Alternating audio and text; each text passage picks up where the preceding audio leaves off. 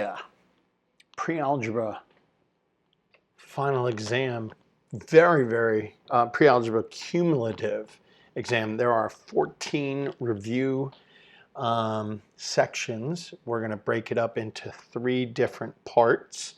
And there's like 12 questions per. This is, if we look here, I think it's like 46 individual problems. So let's start it off. Find the simple interest on $6,000 invested for 8 years at 4%. So simple interest equals principal times rate times time. And we're looking for the interest, find the simple interest on a principal. This is our principal, $6,000, our initial investment. 8 years is going to be the time, so times 8. And then this is going to be our rate, 4%. Whenever we do rate, we do it in decimal form. So 6,000, let's do this. 6 times 8 is 48,000. So we multiplied the 6,000 times 8, and then 0.04. 2 decimal places, 2 decimal places. So I'll move this 2 to make that 4. I'll move this 2 to balance it out. So we technically have 480 times 4, which how can I do that fast? Let's double it. That's 960, and that's times 2. Double that is 1920. So interest is going to be $1,920 worth of interest.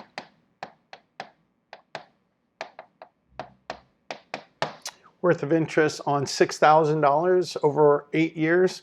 That's not great, but it's better than 0.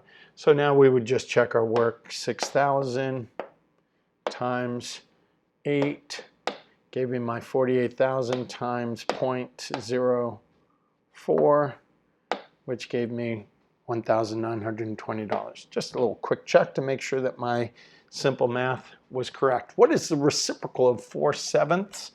So this is the number, and then it's reciprocal. So 4/7, when we take the reciprocal, we just flip. Whatever is in the numerator goes in the denominator. Whatever is in the denominator goes in the numerator. And we know that any number times its reciprocal. So if we had the number times the reciprocal, that's always going to equal 1. So any number times its reciprocal equals 1. It isolates the variable. What property is shown? This is the commutative property. Now we have to give a little bit more information of addition. So it's a mirror. The 2 M's in commutative remind me of the word mirror, because it's a mirror image of it. If we looked in the mirror, we looked at our left hand, we raised our left hand, it looks like we're raising our right hand. It's a mirror image of it. Is the following relation a function? So when we look at functions for every x value should have only one unique y value. So if we plug in 1, in this instance, we get 2. I don't have another situation where we plug in a 1 or a 2. So there's no repeat of my input, which is your x. So technically, yes, this is a function because none of the points repeat and give different y's. It would not be a function if one of these points was 1, 3. So this would not be a function because I inputted 1, but this time I got 3. Here I got 2. So when we input 1, we should always get 2. So this would be an example if they gave us that point where it would not be a function. But in this example, it is a function because none of them repeat.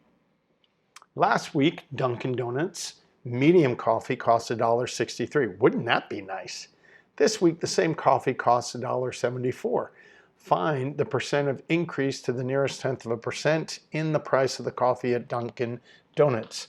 So we have percent increase. So what we have to first do is step one is find the amount of increase. So the amount of increase is going to be the new minus the original. So the new value is $1.74 minus the original, which is $1.63. If we subtract those, that's the amount of increase equals that. So the amount of increase equals that. So if we do the math, the amount of increase is going to equal 11 cents. I think it increased 11 cents, yes. And now part two is find the percent increase. And the percent increase equals the amount of change, or the amount of increase, over the original amount. So the amount of increase is 0.11 over the original amount, which is 1.63. Okay, now we can take our calculator. We will use a calculator on that, divided by 1.63, and we get 0.067. 0.067. 4, I think that is, 7.4. I forget where they want to round. I'm not going to round until I turn it to a percent. So right now it's in decimal form. If we convert it to a percent, we move it 2 places, and we get 6.74. And I want to round it to the nearest 10th percent. So that's my 10th. I look here. So my answer is going to be 6.7% increase, and that's how much the coffee increased by. So notice that I went out to that super long place value because I knew that I was going to have to move it to. You would not round it in decimal form. You would convert it to a percent, convert to percent, and then round. Always important there. Is negative 3 pi a rational or irrational number? It is going to be irrational because pi is an irrational. This is irrational. Irrational is, whoa, non-repeating, non-terminating. Terminating. So if we look at pi, we see that it is non-repeating, no numbers repeat, and it's non-terminating, meaning it goes on forever. We also have square roots. Let's take the square root of 2. That is an irrational number because we notice that it does not repeat and it does not end. If I did the square root of 36, square root of 36 is a rational number because it's a perfect square. So all radicals are irrational except for the set of perfect squares. Those are 2 examples of irrational numbers. Is 2/3 a rational or irrational? It is rational because 2/3, if we look and do 2 divided by 3, notice it is repeating. Now it is non-terminating, it continues to go on, but it is repeating. So repeating numbers are rational, and technically the definition of a rational number is the quotient of 2 integers. 2 integers? Integers? I think it's integers. And this is the quotient, this is the division of 2 integers. Maybe it's 2 whole numbers. 2 integers. 2 integers. Yes. Negative and positive. Yeah. 2 integers. Whole numbers and their opposites. So this is rational. Is 8.626262, is that rational or irrational?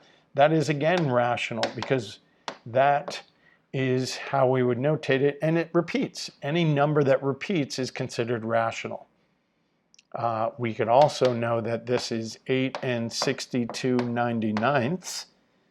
We take the repeating, how many digits are repeating, determines how many nines. And since we can convert this to an improper fraction, we know that that's going to be a quotient of two integers.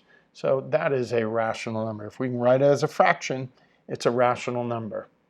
Is 121 a rational or irrational number? Remember how I told you all square roots are irrational except for perfect squares. So square root of 121 is 11. That's a perfect square, so it is considered rational. And we can write 11 as a quotient of two integers, 11/1. Is rad 6 rational or irrational? Since square root of 6 is not a perfect square, it is considered an irrational number. We can again look at 6 square root, and we get a non-repeating, non-terminating number. Non-repeating, non-terminating. Final exam, Pythagorean theorem. Pythagorean theorem says a squared plus b squared equals c squared. Perimeter. Perimeter formula. I don't know if there's a formula for perimeter. We just add the sides. Add the side length. Circumference. Circumference does. Circumference is pi d, or when given the radius, 2 pi r. So those are important formulas. There's a number of formulas that are important. Rectangular, volume of a rectangular solid. So volume equals big B times h. When it's a rectangle, we would say length times width times height. So we could get more specific. A cylinder is volume equals big B, but we know what the shape of the base is. That's pi r squared h. So we're always going to substitute in for big B depending on the base shape. It's a cylinder, so it's a circle. So we put the circle, area of a circle, area of a rectangle in for big B, and then we multiply it by its height. Triangle, you should know these. Area of a triangle is base times height divided by 2. A parallelogram, area equals length. No, we'll do base times height. Base times height, because we're going to be on an angle. Trapezoid, area equals, let's do height times b sub 1 plus b sub 2 divided by 2. You also see area equals 1/2 the height times the quantity b sub 1, b sub 2, and those are the same two formulas. Of a square or a rectangle, area equals, again, base times height. You can also have length times width. Circle, area equals pi r squared. You do not have a circle formula for area when given the diameter. Shaded area, it's going to be area of shaded is going to equal area of total minus area of shaded. You always subtract, no, of the non-shaded. Non-shaded, right? You subtract the non-shaded from the total and you get the area of the shaded. That's an interesting one. Depends a lot. Supplementary. Supplementary are two angles that add up to 180. And complementary are two angles that add to 90 degrees. And I remember that in the sense of alphabetical order. C comes before S, smaller, larger. So smaller letter, smaller number, larger letter, larger number. Ratio word problems. I don't know what that means, but I think it might be is over of equals percent over 100. It's always going to be the part over the whole. So I don't know, that's maybe what they mean. Find the area of a circle to the nearest tenth whose diameter is 6 centimeters. So area pi r squared. We'll use 3.14 for pi. Radius is 6 centimeters quantity squared. We have to square first. So that becomes 36 centimeters squared. Notice the difference in statement. That square needs to go to the 6 and to the unit. So 6 squared is 36, centimeters squared is centimeters squared. And now we multiply 36 times 3.14, 36 times 3.14, which gives us 113.04. 113.04 centimeters squared. Now here is the problem with this answer, to the nearest tenth. So technically I would say 113 centimeters squared. But the problem with this is I rounded. This is a rounded value, and then I rounded again. Then I rounded here. So this isn't very exact. This is a really double approximation. If I had done 36 times my pi value, that's as close as I can get. Now I get 113.09, and if we round now to the nearest tenth, you get 113.1. So 113.1 centimeters squared. So depending on what value you use, whether you use a rounded or this calculator, which is technically still rounding, but you're rounding out to that 7th place, way down there, you get two totally different answers. So you have to be careful about rounding and when you round and how many times you round. So I don't know, I would assume that they'd probably want that, but assuming we're using calculators, if we're not using calculators, then I would expect to get this answer. So be careful. Very interesting. Two complementary angles are in the ratio of 5 to 7. What is the measure of the smaller angle? So we have these angles. Complementary is going to be 90 degrees. So we have two angles. You have angle 1 and angle 2. And this is going to be 5 to 7. So this one's going to be 5 to 7. So this is going to be 5x. This is going to be 7x. And the sum of them is going to equal 90 degrees. So we get 12x equals 90, divide by 12, divide by 12, and we get x equaling 90 over 12. Well, let's do the division. 90 divided by 12, 7.5.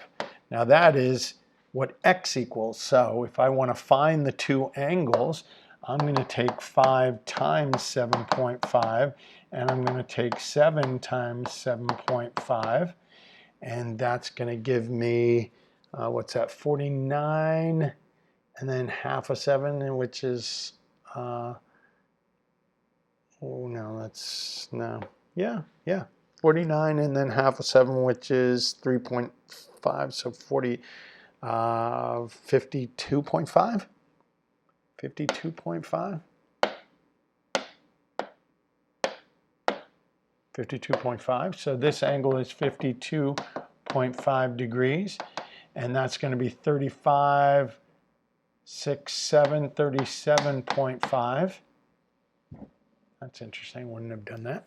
And if we add those two angles, do they equal 90 degrees? Yeah, they equal 90 degrees. And are they at a 5 to 7 ratio?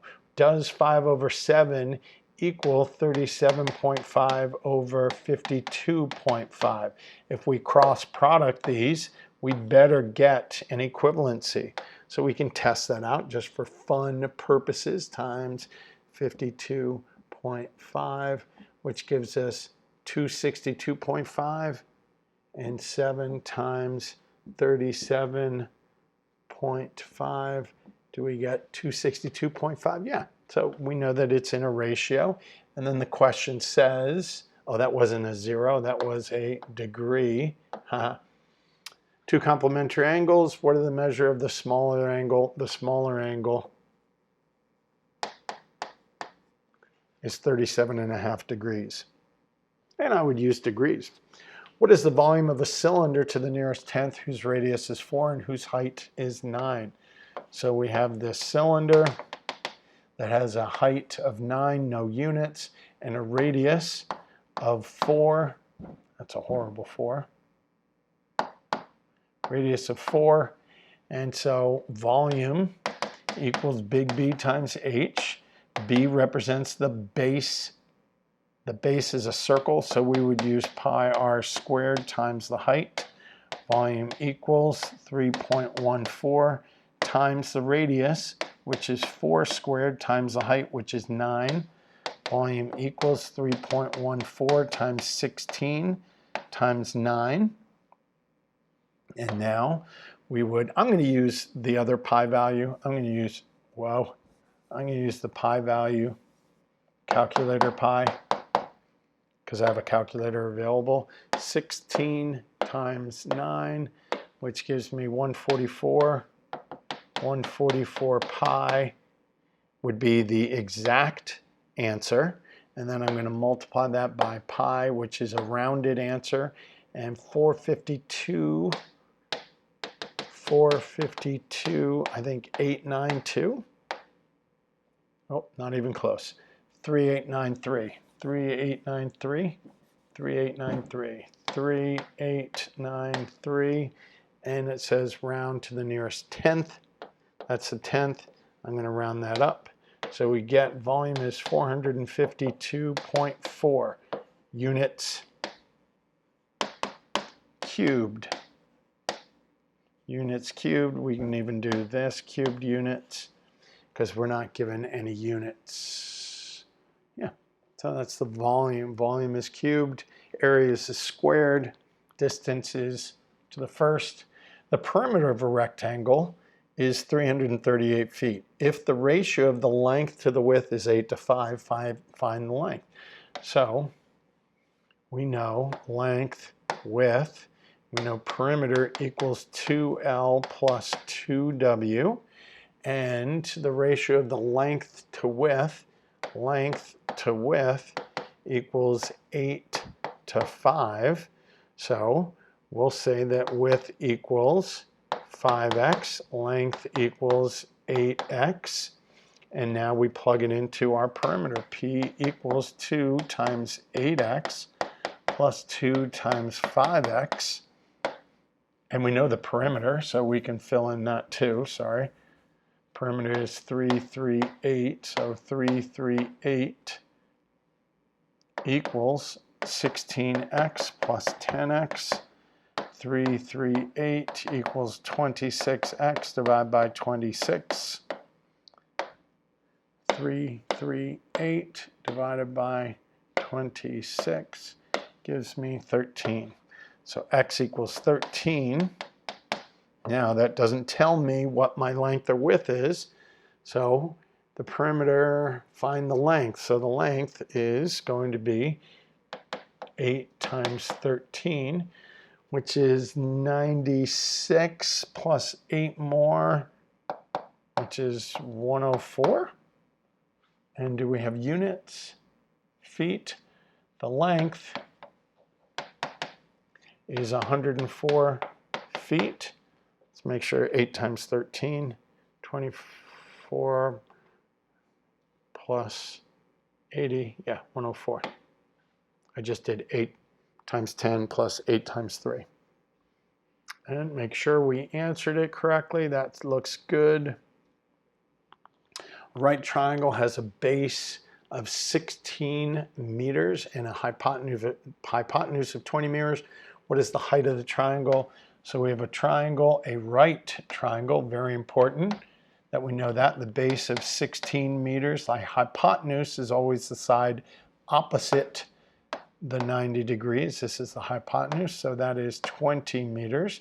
And then I don't know what that is. We can use Pythagorean theorem. A squared plus B squared equals C squared, where it's these are the legs and this is the hypotenuse. The sum of the square of the legs should be equal to the square of the hypotenuse. One of the sides is 16. I don't know what the other side is, and I know the hypotenuse is 20 squared. 16 squared, 196, I think. 16 squared, 256, not even close. 256 plus x squared equals 400. That one I do know. Minus 256 minus 256. You get x squared equals, what's that going to be? 144. And we take the square root of both sides. Technically, whenever we take the square root of a variable being squared, we have to introduce the plus minus. So we get x equals plus minus 12. Now, since we're talking about a distance, I can only have 12. It's only going to be a positive 12 meters. So distance can't be negative. And what is the height of the triangle? 12 meters. Final exam, vertical. Vertical angles are these. These are vertical angles. And these are vertical angles. Corresponding, when you have a transversal bisecting parallel lines, you're going to have corresponding. Let's do it with colors. So this corresponds with this. This one corresponds with this. This corresponds with this. And this corresponds with this. It's a corresponding location, linear pair. A linear pair. Linear pair. I don't know what a linear pair is. I'm going to have to look at it. Alternate interior. I know what alternate interior are. So we have two parallel lines, a transversal, and alternate interior. So they alternate on the transversal and their interior. So those are alternate interior, and these are alternate interior. Alternate exterior would be these. Those are alternate exterior, and these are alternate. They alternate on the transversal, and they're on the exterior, the outside of the parallel lines. What's a linear pair of angles? Let's take a peek. Don't know what that is. Linear pair of angles. What is linear pair? Linear pair of angles. 1 and 4. Okay. They're sort of like, those are supplementary angles. So 1 and 4, 3 and 2, 2 and 4, 1 and 3. So they pair up on a line when two lines intersect each other at a single point. Okay, that's cool. So I get it. So you have 4 sets of linear pairs. You have 4 sets of linear pairs when you have intersecting. So you have 1, 2, 3, 4. So technically 1 and 2 are linear pairs, 2 and 3 are linear pairs, 3 and 4 are linear pairs, and 4 and 1 are linear pairs.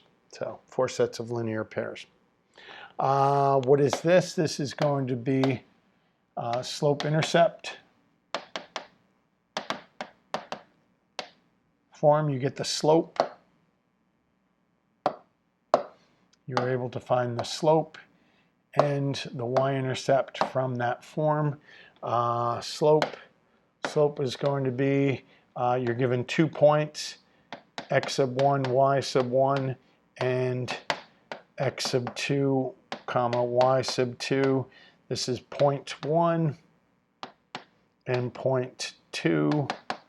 And slope is going to equal y sub 2 minus y sub 1 over x sub 2 minus x sub 1.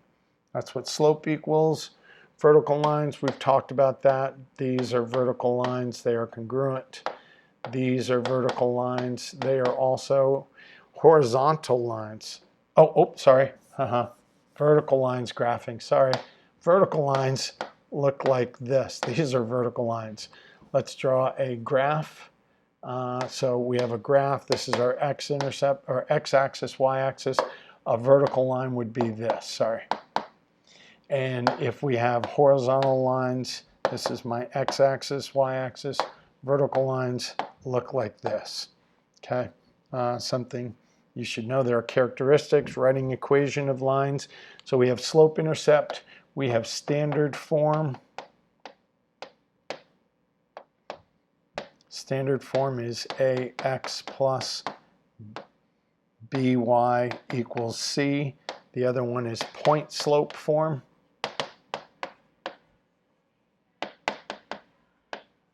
Point slope is going to be y sub 1,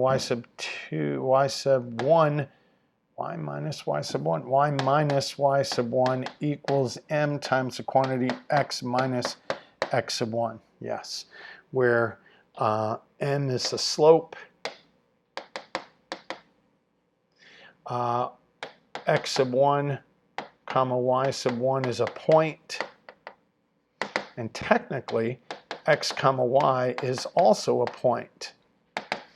When you have standard form, a, x, b, and y, well, x and y are points, is a point. A, b, and c don't have any values. You will see some teachers teach you that the slope equals a ratio of those a, b, and c. But what we tend to find easily is our x-intercept and our y-intercept whenever we're given it in standard form. It's the easiest way to do it. What is the slope of the line when x equals 6? So if we have this graph, here's our x-axis, here's our y-axis. We know that it's going to cross the x-axis at 6. 1, 2, 3, 4, 5, 6. And so that line is going to look like this.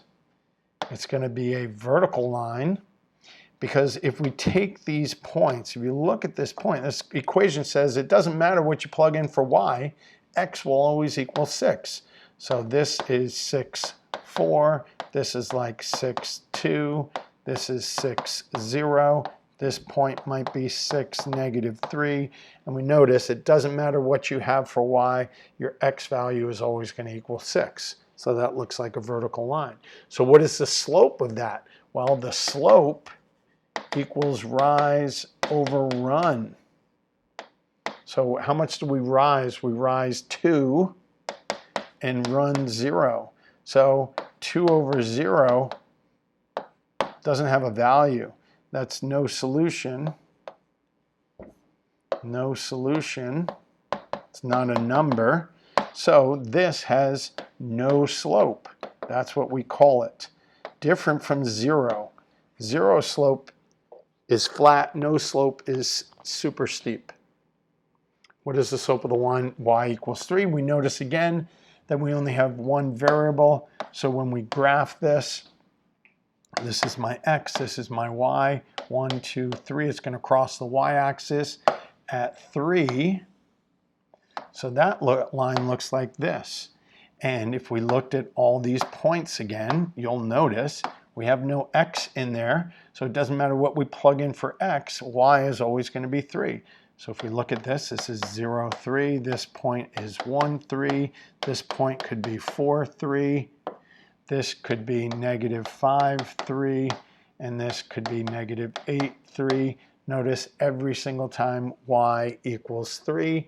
What is the slope of that? If we take 2 points, slope, how much do we rise? How much do we run? So rise, we rise 0 and run, oh, let's say 3. And that gives 0. So the slope of this is 0, different from no slope. So that has a slope of 0, which is very flat. What is the slope of the line?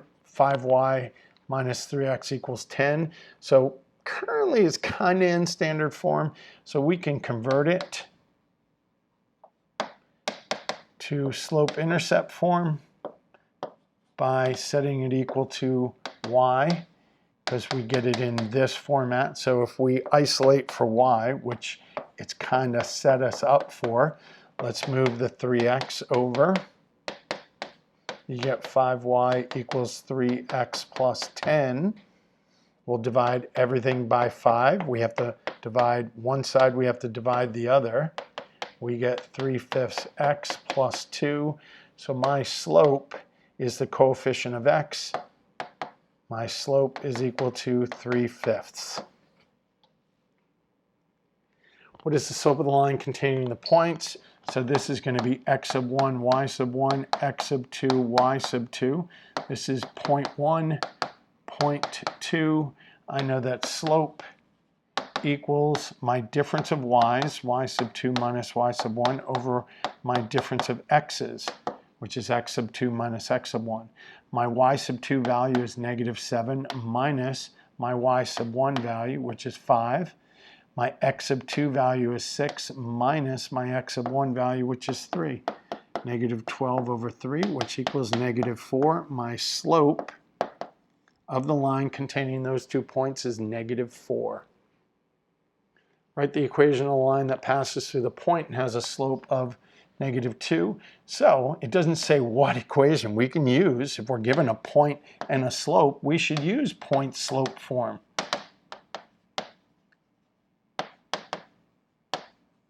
Point-slope form says y minus y sub 1 equals m times the quantity x minus x sub 1 when we're filling in for the slope and a point. And that's y sub 1, x sub 1. So that's going to be those values. And everything else stays the same. So it's y minus my y sub 1, which is 5, equals m, the slope is -2 times the quantity x minus x sub 1. Don't forget about that double negative. Y minus 5 equals -2 times the quantity x plus 3 would be a sufficient one. If they don't want it, if they want it in a specific form like slope-intercept, well, then you have to do some simplifying. So the other alternative is distributing this -2 in.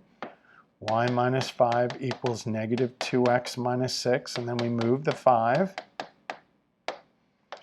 Y equals -2x minus 1.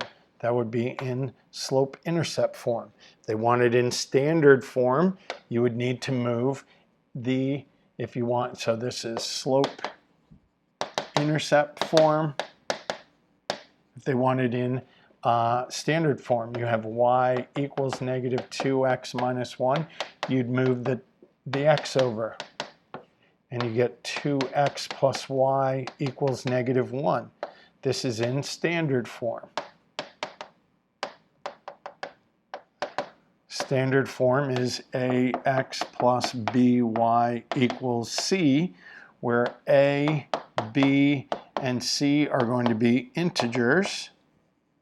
They have to be whole numbers or their opposites, and a must be positive. So coefficients of x, y, and my constant are all integers, and my a value, which is 2, is positive. Graph the following line.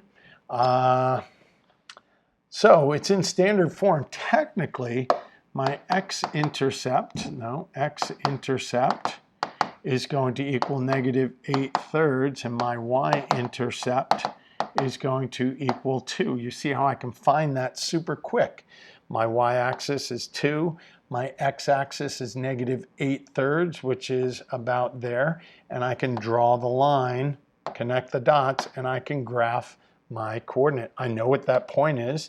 That's -8/3, 0, and this is 0, 2.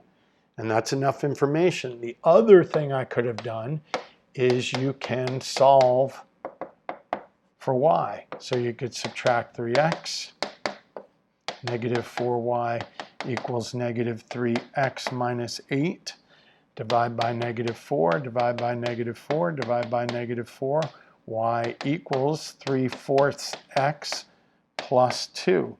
So if I wanted to plot that, here is my y-intercept, and this is my slope. So if we plot that at 2, we would make that. And then we would use the slope, which is 3/4, which is up 3, right 4. Up 3, 1, 2, 3, 1, 2, 3, 4. That's there. That's a horrible, but down 3, 1, 2, 3, left 4, 1, 2, 3, 4 would be right there.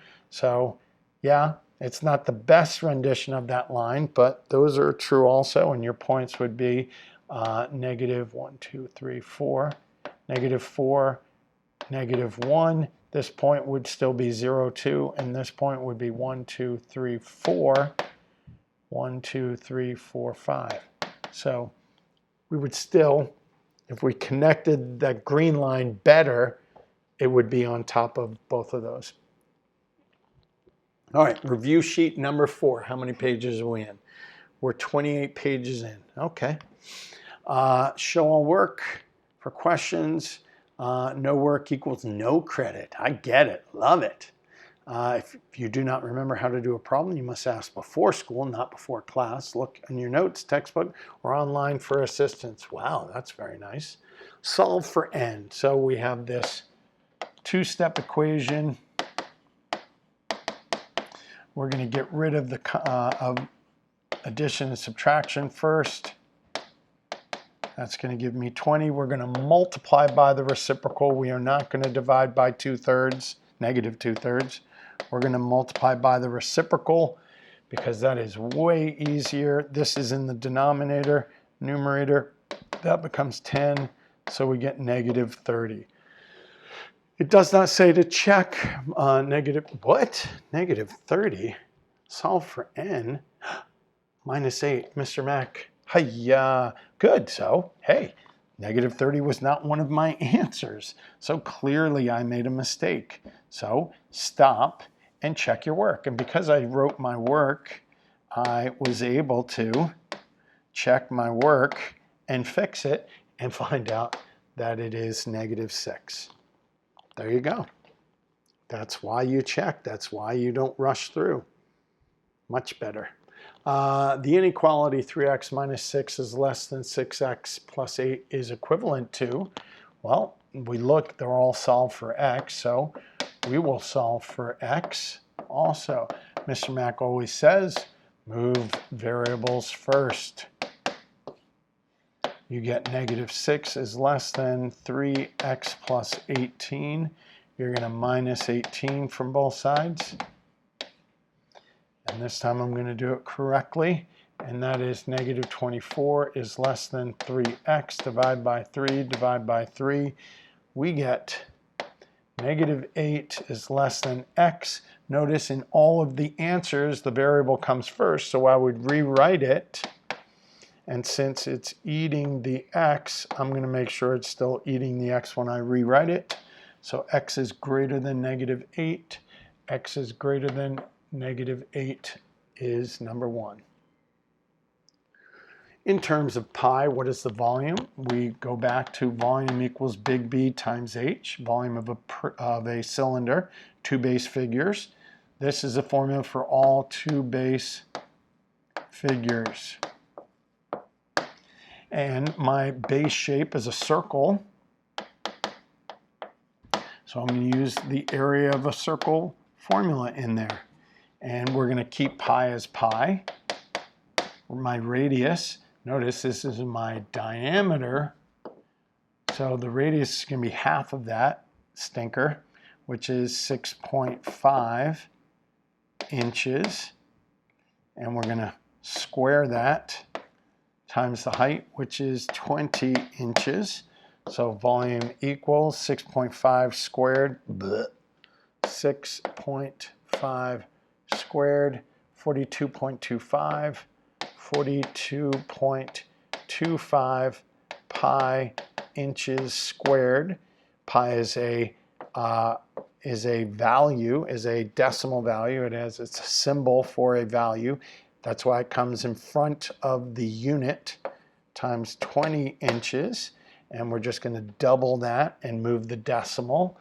So what's that? 84.5, and then we move the decimal one place. So 845 pi inches cubed, because we have inches squared times inches to the first. When we multiply like units, we add their exponents. So 845 pi inches cubed, 845 pi inches cubed, number 3.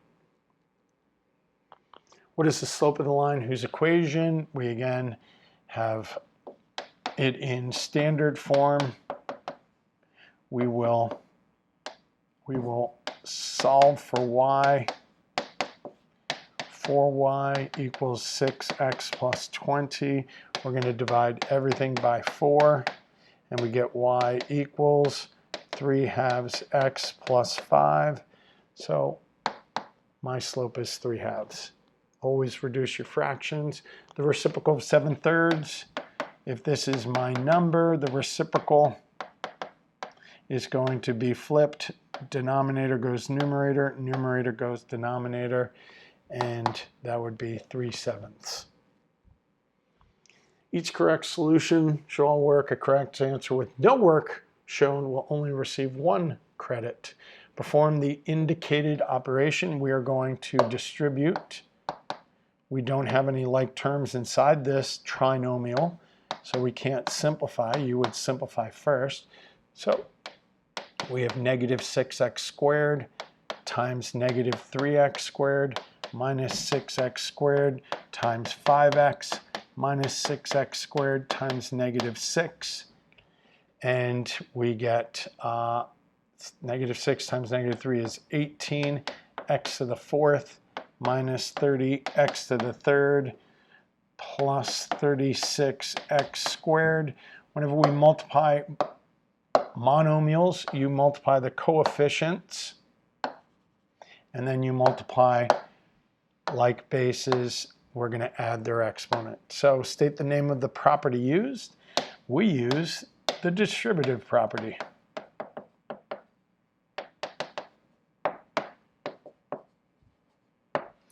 And our answer was 18x to the 4th minus 30x to the 3rd plus 36x squared cannot be combined because there are no like terms. Write the equation of a line whose slope is negative through force that passes through the point. So, all right, let's say that we don't remember point slope. Let's use slope-intercept form. Let's see how we can do that. That is y equals mx plus b. And I'm given the slope, so that's going to go in for m. And here's the tricky part. I'm given a point. I'm given an x and a y value. So I'm going to substitute that in. So my y value is negative 7. My slope is negative 3/4. My x value is negative 8. And I need to find my b value. So let's simplify. These are denominator, numerator. That's going to be positive 6 plus b minus 6 minus 6. Negative 13 equals b. I have my y-intercept. So now I can write y equals negative 3/4 x minus 13. That is an equation in slope-intercept form for that. So if you want to use point slope, which I would probably use, you'd still end up this if you converted it. Depends on the question. It doesn't give you, it just says write an equation of a line. There's 3 forms that you can choose from, so it's up to you. How many pages? 35. Okay, we're still going. It is 11:55. I got to go grab lunch in a second. Now let's try to do it. Which number is irrational? Ooh, I like this.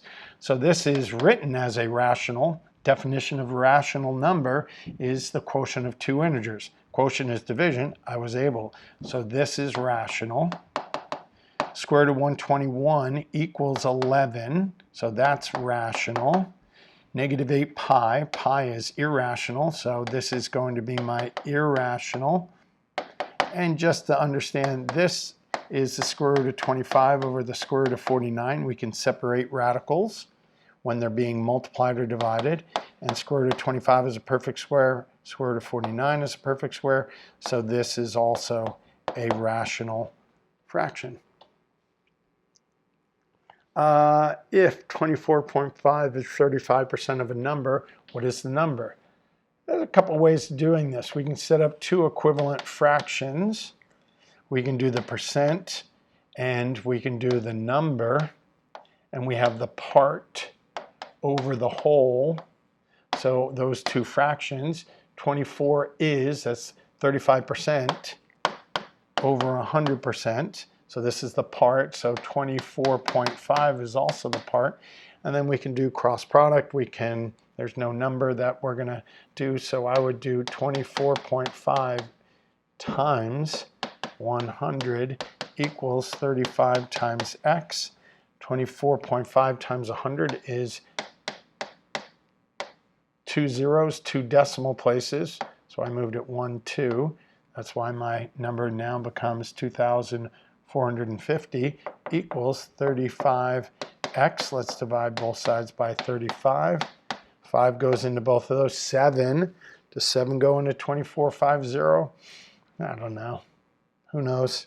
I know 5 does, but I'm not going to do it. I'm going to use my calculator for time purposes. 2450 divided by 35 gives me 70. And 70 is the number of what number? 70. What are the factors of, oh yeah, x squared minus 10x plus 24.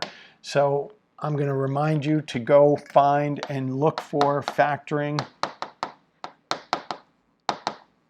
a times c in my website, or on my YouTube site, my YouTube page. And a times c, a is 1, c is 24, and that is understanding that it is in ax squared plus bx plus c form, where a is a coefficient of x squared, which is 1, and c is the constant. So 24, I'm going to find factors of 24, which are 1 and 24, 2 and 12, 3 and 8, 4 and 6. My signs are the same, because when this sign is positive, I know that they're the same. And then I look here, and both of the signs are negative. So negative, negative, negative, negative, negative, negative, negative, negative. Then I'm going to add these two factor pairs. Negative 25, negative 14, negative 11, negative 10. Which one of these equals my middle value? Negative 10. I'm going to take these two factor pairs, and I'm going to split it up. I'm going to make it x squared minus 4x minus 6x plus 24. So the x squared came down, the 24 came down, and this 10x came from these two, because I know it equals this, and I'm going to split those. Negative 4x and negative 6x make negative 10x, so I didn't create a different formula, I just broke it up. And now I'm going to factor by grouping. I'm going to group the first two and the second two. I'm going to look for common factors. What do they have in common? They have an x in common. So I'm going to factor out an x. That leaves me with x minus 4. I'm going to factor out a negative. First term is negative, so a negative 6. And that leaves me with x minus 4. I know it did it correctly if these are the same, which they are, and I'm going to factor that out. And what does that leave me with? That leaves me with x minus 6. And that, kids, is how you factor. And that, kids, is how I met your mother. So number 4, x minus 4, x minus 6.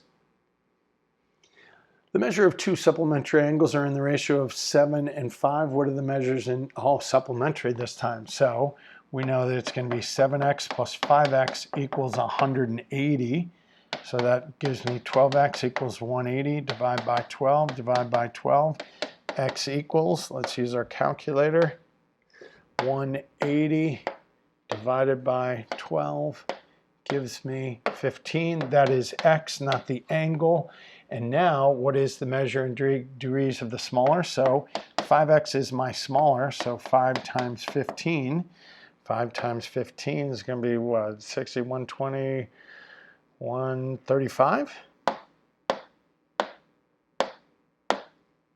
Oh, I was so far off. 75 degrees is going to be my smaller, which is number 3. Which is true of the graph x equals -3? We know it's going to go through the x-axis at -3, and it's going to be a vertical line. So this has a slope, no slope. It has an x-intercept of -3. It has no y-intercept, doesn't cross the y-axis. And that's pretty much it. It has a slope of -3. Nope. I should probably do that in red. No. It is a horizontal line. Nope. It contains the point 0, -3. No, that would be right here. Its slope is undefined. Yes. It has a slope of undefined or no slope. You will get that as an answer also. Like that one. The rectangle shown has a diagonal of 18.4 centimeters and a width of 7 to the nearest centimeter. What is the length of x of the rectangle? We're going to use Pythagorean's theorem, Pythagoras' theorem. This is a side, this is a side, this is my hypotenuse. We're going to plug those values in, and we get x squared plus 7 squared equals 18.4 squared. X squared plus 49 equals, let's do 18.4 squared, 33856, 338.56. Let's subtract 49. We're isolating. X squared equals, so we take that value, subtract 49, and we get 28956, 289.56. We're going to take the square root of both sides in order to get rid of that square. When we do that, we have to introduce 289.56. We get x equals plus or minus. Let's take the square root, and that's 17,016. It says to round to the nearest centimeter. Okay, so we're going to round to the nearest centimeter. We look here, that tells me, so it's going to be 17 centimeters. We're not going to take the negative because we can't have negative distance. So what is the length? Would be 17 centimeters. Sides of a rectangle and the ratio 5 to 12. The perimeter of the rectangle is 12. Determine the length of each side of the rectangle. Yeah, the length. Okay.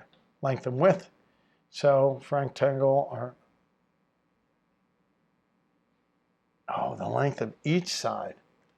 Did I not do that on the last one? Let's read the question. I probably didn't do it correctly because we've done a problem like this. The length to the width, find the length. No, okay, I did read it correctly. This one's a little bit worded differently, so that's why I noticed. So paying attention to the detail. So I know, here's my rectangle. We'll say this is 5x, this is 12x. Perimeter, 2L plus 2W. So the perimeter is 102 equals 2 times the length, which is 12x, plus 2 times the width, 5 is 5x. That's 102 equals 24x plus 10x. 102 equals 34x.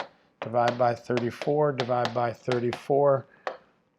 102 divided by 34 gives me 3. So 3 equals x. That's not the length, that's just, so this is going to be 36.